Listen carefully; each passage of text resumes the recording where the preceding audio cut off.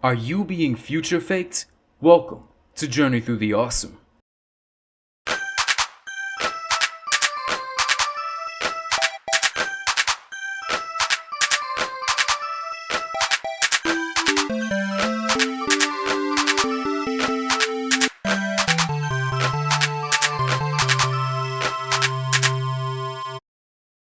Welcome back, everybody.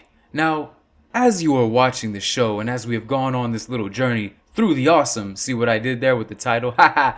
Oh man, shut up. Okay, so as you guys have been watching, you've probably been asking yourself this at least once.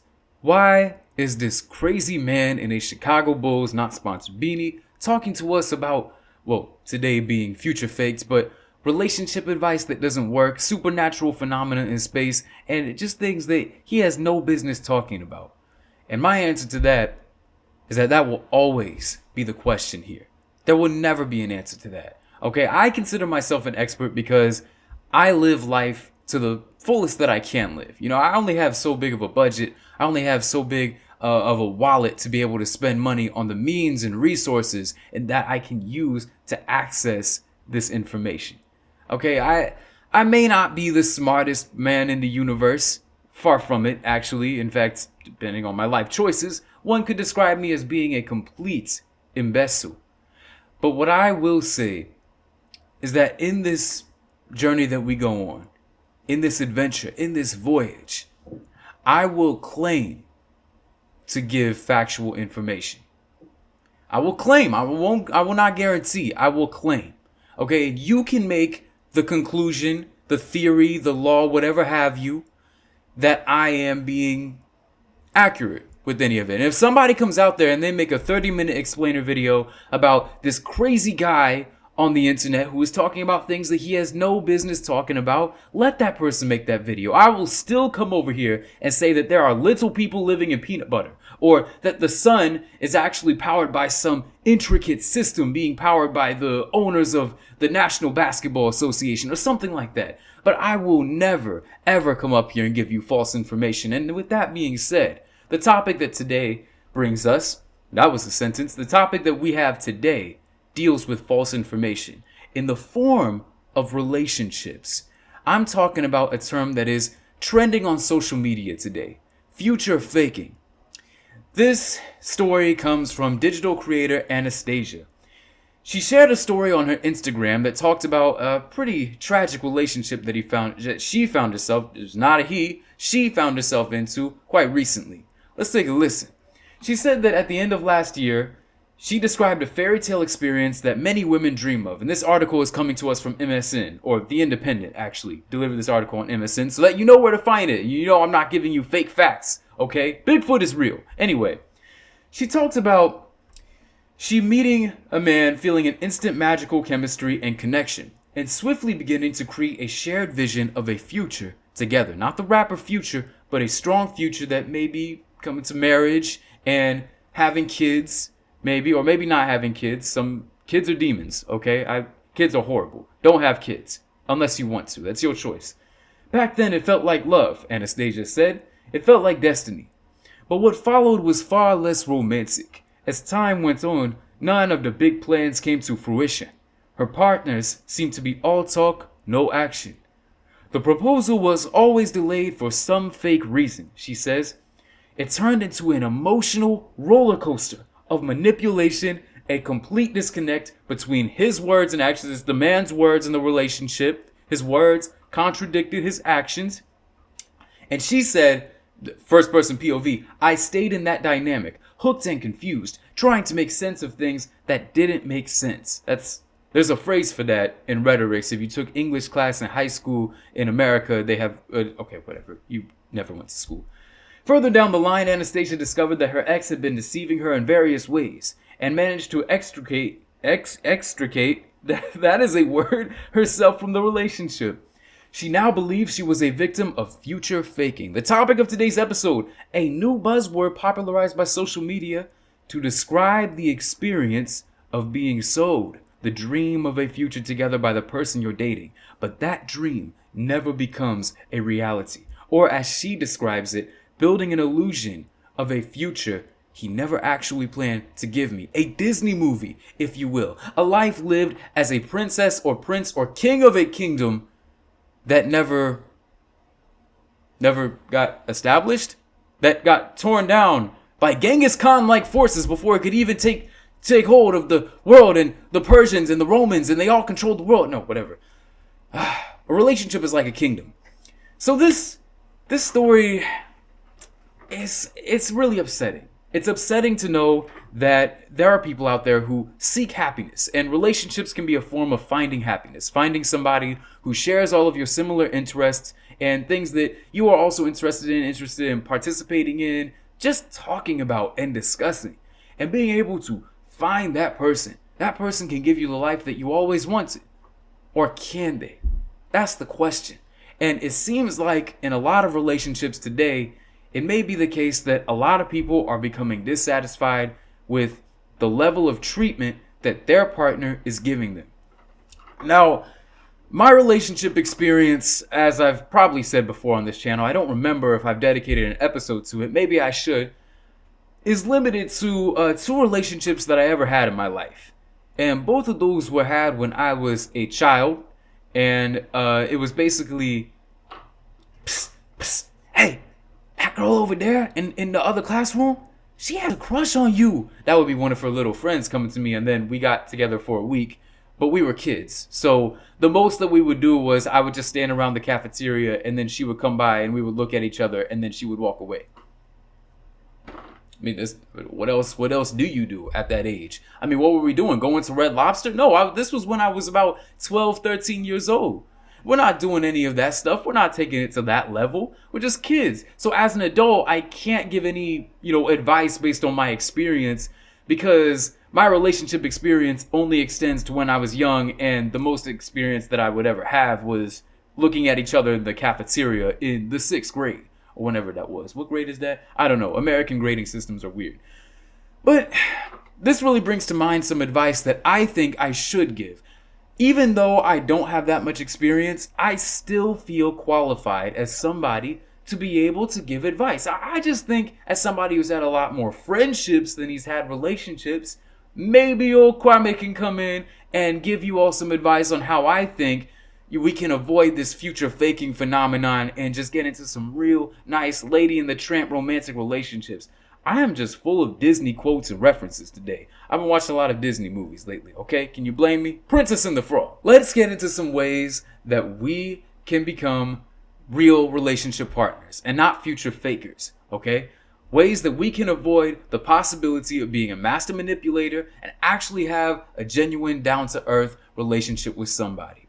The first way that you can do this, the first way that you can do this is by establishing a billboard and being like, hey, insert partner's name here. I love you. Do you want to go? Insert restaurant here. It has to be high quality, of course. Don't put McDonald's in the title, especially if they're not sponsoring your relationship, just like they're not sponsoring this video, okay? You don't want to put something like that. You want to put a high quality, fine restaurant, because once you do that, and let's say the person that you're in this relationship with, I'm establishing that you're already in the relationship. No imaginary friends here. This ain't Foster's, okay? What we're assuming here is that the person will drive down the highway and they'll look at that billboard and they'll be like, he cares about me that much? And I'm assuming it's a woman too. I don't know why. He cares about me that much? I should text him right now and forward this stage in the relationship process and be like, you want to have kids?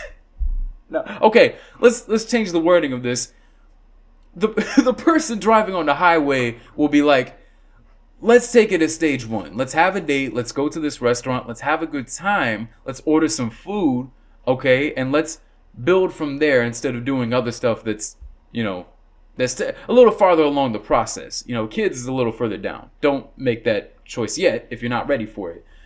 Now, you may think this is a little extreme, and maybe it is. But here's where I'm saying this is actually helpful. Somebody who is crazy enough to go the distance and full out tell the whole world, first of all, who they're in a relationship with, but also how much they care about that person. Also, you want to put a photo of their face on the billboard, just to hammer the message home. That shows everybody that you care, that you are the best partner. It doesn't just show the partner themselves, it shows that you are the best partner to have in this relationship. It's like submitting your resume to a manager. Okay, you're like, here's my resume, here's my experience, this is why I'm important to the organization. And when the partner sees that billboard, that's all the resume they need. Okay, who needs a wedding ring? Who needs a symbol of love and affection like some chocolates or whatever else movies tell us people like, spaghetti and meatballs? I'm still thinking of Lady and the Tramp. When you can have a giant billboard with the partner's name on it, signify that you care so much that you would just put their name out there for everybody else to see. The second way that we can avoid future faking is by talking about our biggest insecurities when we start the relationship. So let me lay out this scenario for you. You're sitting down. Other person, sitting down. And what is the first thing you talk about? Now, leading up to this, you want to have a good build up. Okay, you want to build their anticipation. You ever walk into a movie theater and right up until the movie, you have the previews, you have the trailers, you have the company. Well, what do you call those things? I think they're just previews. Whatever they're called that the companies put before the movies to promote their other stuff, and it has the logo and everything, Paramount, whatever. That kind of stuff builds hype for the movie. You're like, oh, I can't wait for the movie to get there. So by the time all those other trailers move out the way, you're ready for the final product. You're ready for it. Or, better example, build up hype for a video game. Put some trailers out there. When the game comes out, if the trailers are good, people will play the game. It's the same thing with relationships. So here's what you do. You build up hype by texting the person. Take out your phone, and there's no product placement here. Take out the phone and be like, yo, can I meet you on Saturday night to talk about something important? And then they'll be like, okay, sure. You already built it up. Okay, you're building it up by being like, it's something important. You're not signifying. Okay, you have to be vague so that they can guess what it is you're building up to. All right. So on the day that this happens, when they sit down, you sit down. I have to really draw this out. You be like, I have something important to tell you. Keep building it up. And then they say, okay, well, what do you want to tell me? This is what you say. One time in college, I passed gas so hard in class, everyone died. And then they'll be looking at you like, and then you'll look back at them like, and then the conversation will just go from there. And then the expectation from that is that they will then tell you something very, very personal and very embarrassing about their life. They'll probably be like, okay, well, that makes sense. One time at a funeral, the napkins that I used to wipe my face when we were all eating the food after the funeral, because we all had some cake and some other food after that. We had some chicken here, we had some rice there, we had all of this. My face got a bit disgusting, so I used the napkin, and then I went on to use that napkin as some toilet paper. Okay? Disgusting, embarrassing. I don't know why anyone would ever do that. I've never done it. Don't accuse me in the comments now, internet. I know how you work. I'm just pulling an example out of my head, okay? They'll say that, and then you just go back and forth between these disgusting, embarrassing examples. By the time you're done, you'll be like, okay, we got all this trauma off our chest.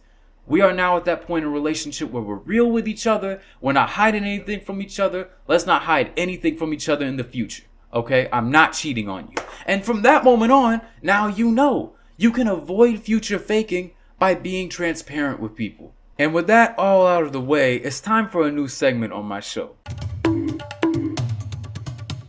In this segment, that is, by the way, new, I'm going to be picking a random improv prompt either from the internet, or if you guys would like to suggest improv prompts to me in the comments below, let me know. I will do them on camera and embarrass myself more than I already have in front of the millions of people that make up this sphere we call the internet. Is it a sphere or is it a cube? Or is it just a series of tubes that connect in each other and give us inappropriate content 24/7? Or appropriate content? I don't know. Depends on what you're into. So, this website that I have found, called teambuilding.com, has a list of free improv prompts, topics, and scene generators. And at the end of these episodes, I want to do one topic. It could come from the site, or again, you could suggest it and try to act it out. This isn't going to be long. It's going to be a few seconds, but it's going to end off each episode, and you guys can tell me how you feel about this. So with that being said, let's start with this first one. You suspect that your new boss is secretly a vampire. Okay, I just come into work. Have to get these papers done. I guess this is my work note card that I just have here for no particular reason. Definitely didn't use it as notes for a talk show that I run on YouTube. Let me see. I have some data statistics that I have to get completed. Oh, hey, what's up, man? Hey, I'm completing this data that you asked me to do yesterday. You know, I'm almost done. I'll try to get there. Hey, you have a little bit of something on your mouth. It's kind of reddish. You know, did you have pasta sauce? Is that? Oh no. Okay, that's what that is. Okay, got it. Yeah, and your breath stink too. I just assumed that was going to be some rotten pasta that you had earlier. Okay, some rotten meat. All right, gotcha. Oh, it was rotten meat. Why would you be eating rotten meat? Okay, so it expired last night. You still eat. Okay, got it. All right. Well, I'll see you tomorrow at the team meeting.